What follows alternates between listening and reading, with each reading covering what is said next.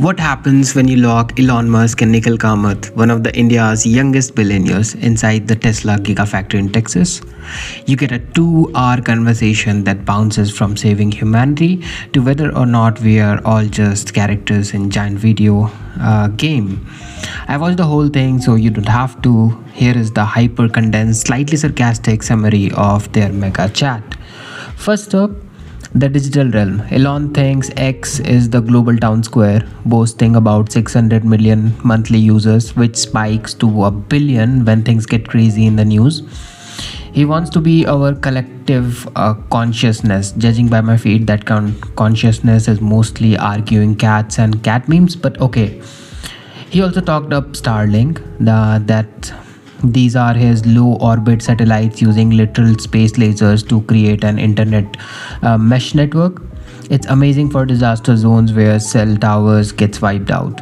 Though he admits physics makes it tougher to power dense cities. Sorry Manhattan, you're stuck with Comcast. But why internet when you don't have a job?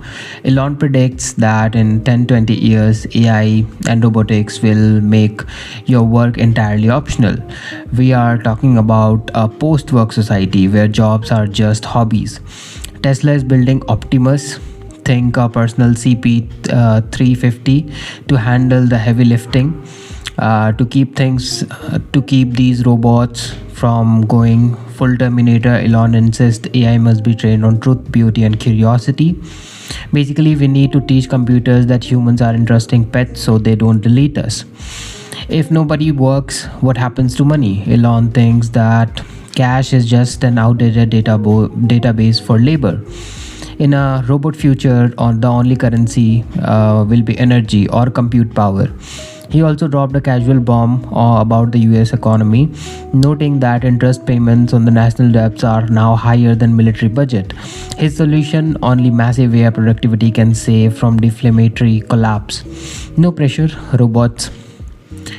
Then things get weird. Elon is pretty sure we are living in a simulation. His logic is that advanced civilization would create billions of realistic simulations, so the odds against us being in base reality are staggering. He also thinks the simulators delete the boring ones, which honestly explains so much about the last few years.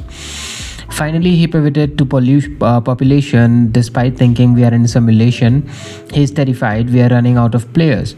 He sees collapsing birth rates as a threat to consciousness itself and urged everyone to have more kids to maintain civilization. And his final advice for entrepreneurs amid all this chaos: simple, make more than you take. Focus on being a net contributor to society rather than just chasing cash. So, in summary, the future is space lasers, helpful robot butlers, energy currency, and lots of babies, all inside a giant video game. Simple, right? If you're watching this from the simulation, hit that like button. See you next time.